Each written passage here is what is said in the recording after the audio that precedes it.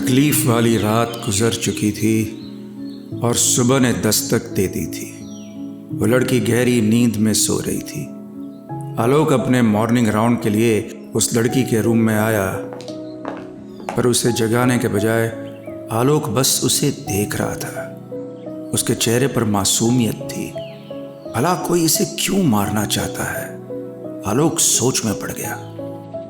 आलोक के साथ आई नर्स ने उस लड़की को जगाया। वो कल से थोड़ी बेहतर लग रही थी, पर अभी भी वो पूरी तरह से ठीक नहीं हुई थी। आलोक ने उससे पूछा, अब कैसा फील कर रही हो? उस लड़की ने धीरे से कहा, पहले से बेटर, बट हेडेक कम नहीं हो रहा है। आलोक ने कहा, मैं सर दर्द के लिए एक दवाई लिख रहा हूँ, उससे तुम्हें रिलीफ मिलेगी। और कुछ याद आया तुम्हें? एनीथिंग? उस लड़की ने गहरी सांस लेते हुए नाम में सर हिला दिया। अपनी याददाश्त जाने से तकलीफ में थी वो। ऐसा लग रहा था कोई पहचान नहीं है उसकी। अनजानों की भीड़ में फंस गई है वो। यही सोचते हुए उसने खिड़की की तरफ देखा और वहां देखते ही एक डर की लहर ने उसके दिमाग पर कब्जा कर लिया। काली सी आंखें उसे घुर रही थी और वो आंखें एक बड़े से काले कौवे की थी।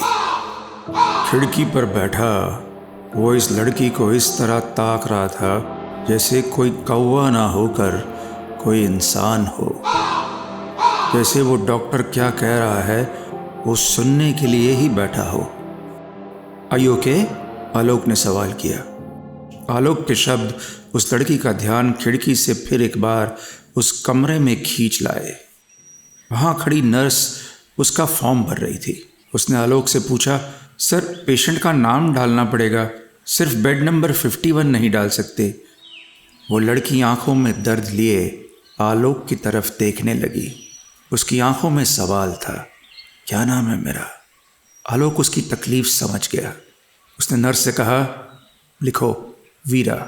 वीरा नाम है उसका, इट मीन्स ब्रेव। फिर उसने उस लड़की की तरफ देखा और कहा, you are really a brave girl. जितने घाव तुम्हारे शरीर पर थे उससे जाहिर है कि तुमने एक लंबी लड़ाई लड़ी है। इसलिए जब तक तुम्हें अपना असली नाम याद नहीं आ जाता, तुम्हारा नाम वीरा है। वो लड़की ने फिर एक बार खिड़की की तरफ देखा। कौवा वहां से अपनी शैतानी आंखों को लेकर उड़ चुका था। वो लड़की ने एक गहरी सांस ली और साथ में थोड़ा मुस्कुरा दी। उसे यह नाम पसंद था, वीरा। आलोक और उस नर्स के चले जाने के बाद भी आलोक का दिया नाम दोहराकर सोचने लगी। वो कैसे कहती आलोक से कि वो कोई वीरा नहीं थी। उसे बहुत डर लग रहा था। खिड़की पे बैठा कौवा भी डरा रहा था उसे। लेकिन एक बात तो तय थी, उसे अपना बीता हुआ कल भले याद ना हो, पर जो लोग आज उसके साथ थे वो उम्मीद से भरे थे। इंस्पेक्टर विशाल कर्माकर थोड़ा हैरान था। उसने अपने आसपास के सभी पुलिस स्टेशन में बात कर ली थी, पर वीरा जैसी किसी लड़की की गुमशुदगी की रिपोर्ट नहीं थी। उसके कहने पर कांस्टेबल्स ने पिछले हफ्ते के सारे न्यूज़पेपर्स भी छान मारे थे, पर वहाँ भी उस लड़की की गुमशुदगी की खबर नहीं थी। वो सोच रहा था, ऐसा कैसे हो सकता है कि एक जवान लड़की इतने दिनों से गायब है और कोई उसकी सुध ही नहीं ले रहा है। और तो और जिसे जान से मारने की कोशिश की गई है। विशाल ने अपने 15 साल के करियर में कई मिसिंग पर्सन्स केस देखे थे और उसका एक्सपीरियंस ये कहता था कि यह लड़की किसी बड़ी घटना का एक छोटा सा हिस्सा थी। कर्माकर ने उसी वक्त आलोक को कॉल किया और उससे पूछा, कुछ याद आया उस लड़की को?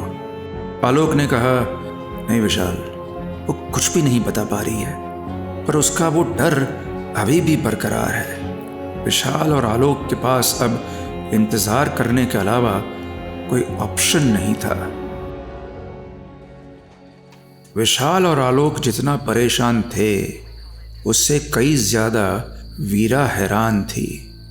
वो अपना बीता कल याद करने की पूरी कोशिश कर रही थी, पर उसे कुछ याद नहीं आ रहा था। उसके दिन इसी उधेड़बुन में गुजरते पर रात अपने साथ एक डर लेकर आती, और आज की रात कुछ ज्यादा ही डरावनी थी। रात में ऑन ड्यूटी डॉक्टर और नर्स वीरा का रूटीन चेकअप करके जा रहे थे। वीरा ने नर्स से कहा, क्या आप दरवाज़ा खुला रख सकते हैं? मुझे अकेले कमरे में सोने में थोड़ा डर लगता है। नर्स ने वीरा के कहने पर दरवाज़ा स्टॉपर से अटका दिया। वीरा का कमरा एक लंबे कॉरिडोर के आखिर में था, रिसेप्शन से काफ़ी दूर। नाइट ड्यूटी वाली सारी नर्सेज और स्टाफ रिसेप्शन पर थे, और रात में वीरा के कमरे के आसपास किसी का आना जाना नहीं था। वीरा ने आंखें बंद की और सोने की पूरी कोशिश करने लगी, पर नींद उसकी आंखों से कोसों दूर थी। और जब दिल डर से भरा होता है तो हर आहट डराती है। वीरा के साथ भी यही हो रहा था। बाहर कहीं दरवाजे खोलने या बंद करने की आवाज़ भी आती तो वो चौकन्नी हो जाती। उसे अभी भी नहीं मालूम था कि उसे किससे खतरा था, इसलिए अपने आप को सेफ रखना उसके लिए मुश्किल हो गया था। काफ़ी कोशिश के बाद वीरा की आंख लगी ही थी कि उसे किसी के कदमों की आवाज़ आई। ऐसा लग रहा था कोई उसके कमरे के बाहर आगे पीछे चक्कर लगा रहा था। वीरा ने देखने की कोशिश की। वो कदमों की आवाज़ से जाहिर हो रहा था कि वो पलट कर फिर एक बार उसके कमरे के नज़दीक आ रहे थे। वीरा कांपने लगी। वो कदम कुछ अजीब से थे, भारी सी आवाज़ वाले, और वो नज़दीक आ रहे थे, और नज़दीक, कुछ और फिर उन कदमों की आवाज़ के साथ वो आत्मा उस दरवाजे के बाहर दिखी। वीरा को अपनी आंखों पर भरोसा नहीं हुआ। उसने ठीक से देखने की कोशिश की, पर यह सच था। आधी जली हुई, रात से भी काली आत्मा जिसके पैर बहुत लंबे थे। वीरा सिर्फ उसके पैर देख पा रही थी। कुछ दरवाजे के साइज के थे उसके पैर। वो साया वीरा के कमरे के बाहर चक्कर लगा रहा था। उसमें इतनी भी हिम्मत नहीं थी कि उठकर अपने कमरे की लाइट जला ले। उसकी सांसें तेज होने लगी। वो चीखने की कोशिश कर रही थी, पर उसके गले से आवाज़ नहीं निकल पा रही थी। वो साया अब उसके कमरे के बिल्कुल बाहर रुक गया, और इस बार वीरा ने देखा कि उसकी लंबी टांगों की वजह से वो रूह कमर से झुकी हुई थी, जैसे कोई छोटे से टनल से गुजरने की कोशिश कर रहा हो। वीरा डर से चटपटाने लगी, पर बाहर रिसेप्शन पर बैठे लोगों को ज़रा भी अंदाज़ा नहीं था कि वीरा के रूम में क्या हो रहा है। पहले उस साए का ऊपर वाला हिस्सा कमरे में दाखिल हुआ, कमर से झुका हुआ, और फिर उसकी टांगें। वो साया अब वीरा के कमरे में था। ऐसा लग रहा था जैसे उसका ऊपरी हिस्सा सीलिंग को छू रहा हो।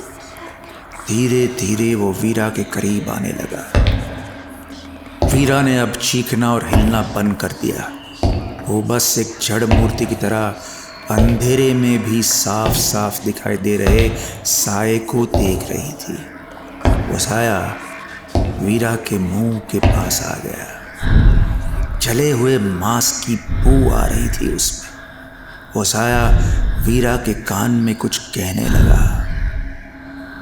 वो गुर्रा रहा था, तेज तेज सांसें ले रहा था, बिल्कुल उस रात की तरह जब वो हाईवे पर अकेले चल रही थी। वीरा समझ नहीं पा रही थी ये क्या हो रहा है। वो सदमे में थी।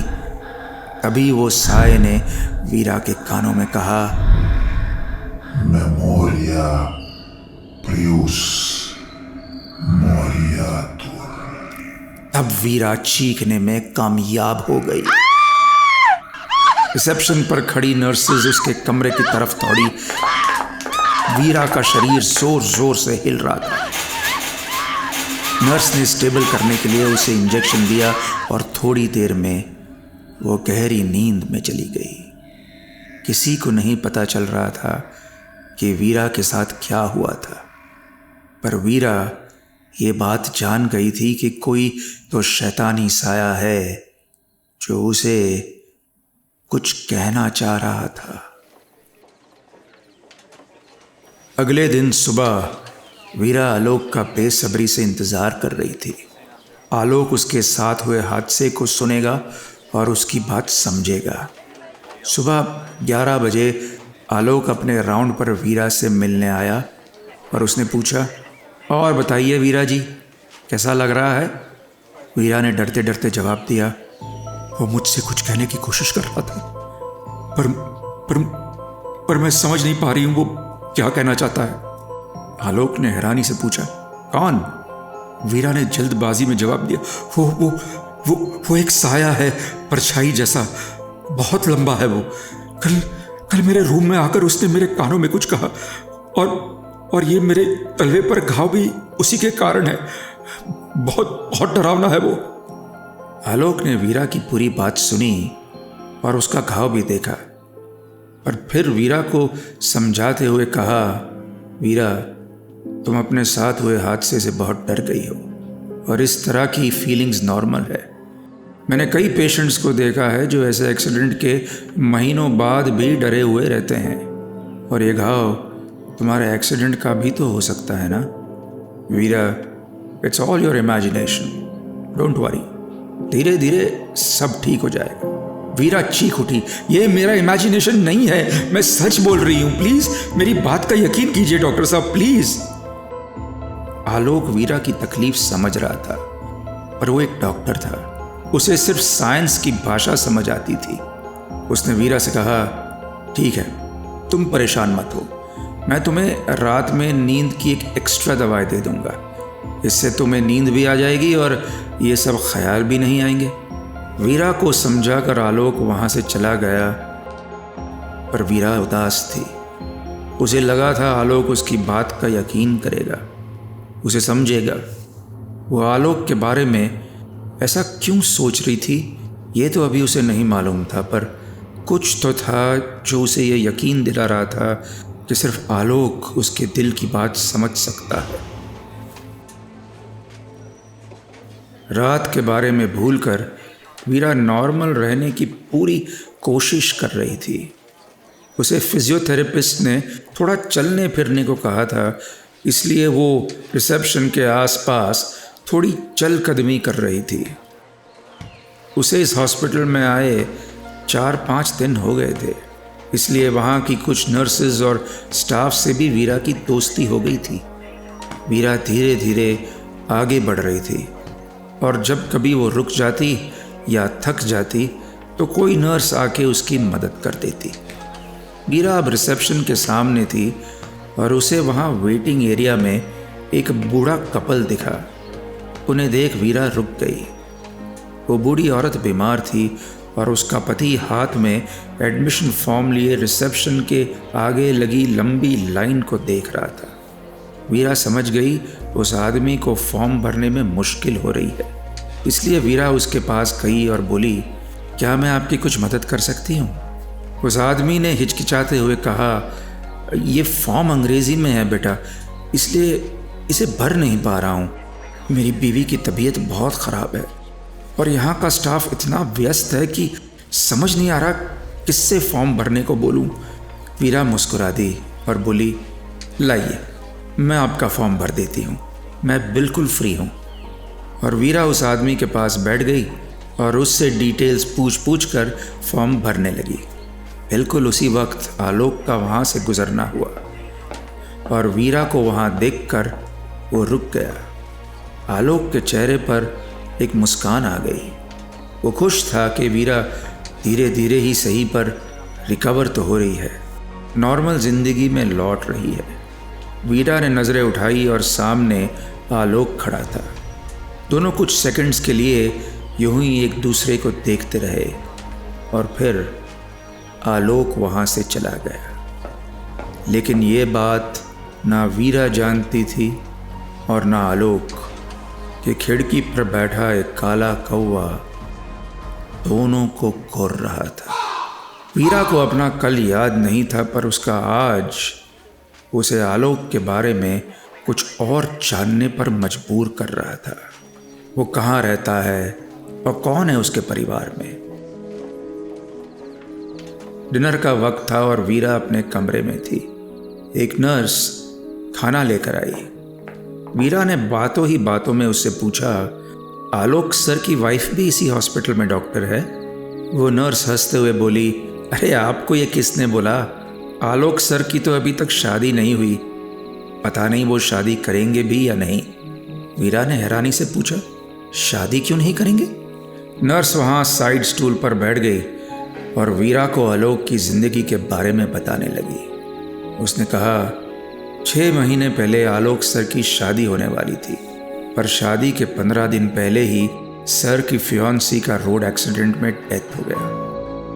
बहुत प्यार करते थे सर उस लड़की से, इसलिए उसके जाने के बाद सर को संभलने में काफ़ी वक्त लगा और उसके बाद से सर ने अपने आप को बस काम में बिजी कर लिया। दिन हो या रात किसी भी पेशेंट को ट्रीट करने से मना नहीं करते। वीरा आलोक के पास्ट को सुनकर दुखी थी, पर उसकी नज़रों में आलोक की इज्जत और भी बढ़ गई। जो इंसान अपने दुख को भूलकर लोगों की जिंदगी में खुशियां ला रहा हो, उससे अच्छा कोई नहीं हो सकता। और यही कारण था शायद कि आलोक वीरा के एक्सीडेंट के बाद इतना सहम गया था। एक एक्सीडेंट उसे किसी दूसरे एक्सीडेंट की याद दिला रहा था। जैसे जैसे रात करीब आ रही थी, वीरा का डर बढ़ता जा रहा था। वो आज रात फिर से साय को नहीं देखना चाहती थी, इसलिए उसने आलोक की प्रिस्क्राइब की हुई नींद की दवाई ली और सोने की कोशिश करने लगी। थोड़ी देर में वो गहरी नींद में थी। रात के 3 बजे थे। हॉस्पिटल में सन्नाटा था। रिसेप्शन पर बैठी नर्स भी ऊँग रही थी। तभी वीरा की आंखें खुली। उसे जोर जोर से सांसें लेने की आवाज आ रही थी। उसने डरते हुए पूछा, कौन है? सांसें लेने की आवाज थोड़ी और बढ़ गई। वीरा ने कंबल अपने मुंह तक ओढ़ लिया था। थोड़ी देर तक कोई आवाज नहीं हुई, कोई आहट नहीं हुई। वीरा को लगा शायद सांसों की आवाज सुनना उसका वहम है। वो उस रात वाले हादसे से इतना डर गई थी कि ना चाहते हुए ये ख्याल उसे आ रहा है। और तभी एक अध जला चेहरा वीरा के चेहरे के सामने आ गया। उसकी आंखें लाल थी और चमड़ी जलकर काली हो चुकी थी। वो शैतान जोरों से कुर्रा रहा था। उसे देख वीरा जोर जोर से चीखने लगी, पर उसकी चीख किसी को नहीं सुनाई दे रही थी, क्योंकि नाइट ड्यूटी वाली नर्स जब उसके राउंड के वक्त वीरा के रूम में गई, तब वीरा गहरी नींद में सो रही थी। वो शैतान वीरा को नींद में डरा रहा था। वो ना उसे जागने दे रहा था, ना सोने दे रहा था। जैसे ही वो नर्स वीरा के कमरे के बाहर गई, वीरा एक झटके में उठ गई। उसने घबरा कर आसपास देखा, पर वहाँ कोई नहीं था। उसे समझ नहीं आ रहा था ये उसका वहम है या सच। तभी उसके पैर के तलवे में तेज दर्द उठा। उसने अपना पैर देखा। वो घाव जो कुछ दिनों से भर गया था, फिर से ताज़ा हो गया था। वो सपना नहीं देख रही थी, बल्कि वो पिशाच आज फिर वीरा को डराने आया था। अगली सुबह आलोक के साथ 2 डॉक्टर्स और थे। वो वीरा को चेक करने आए थे। उन्होंने वीरा का बीपी वगैरह चेक किया और आलोक से कहा, अब वीरा कुछ ठीक है सर, हम इन्हें थोड़े दिनों में डिस्चार्ज कर सकते हैं। डिस्चार्ज का नाम सुनकर वीरा थोड़ा परेशान हो गई। आलोक ने उसकी परेशानी भांप ली, पर कुछ नहीं कहा। वो बाहर चला गया। रिसेप्शन पर विशाल आलोक का इंतजार कर रहा था। उसने आलोक से कहा, मैंने आसपास के सारे पुलिस स्टेशंस में पूछ लिया है, पर इस लड़की की मिसिंग रिपोर्ट कहीं फाइल नहीं हुई।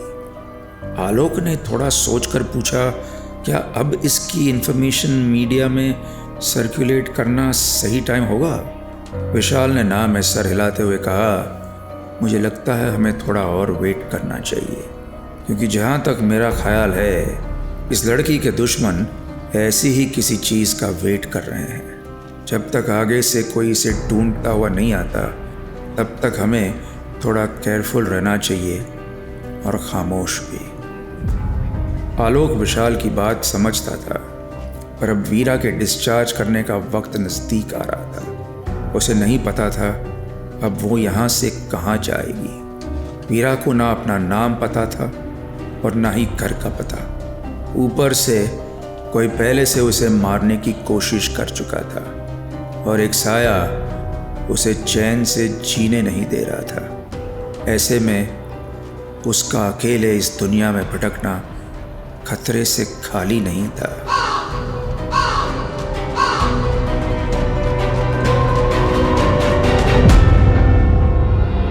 आगे क्या होगा जानने के लिए tune into the audio film project with director Vikram Bhatt, Monday to Saturday रात 9 बजे।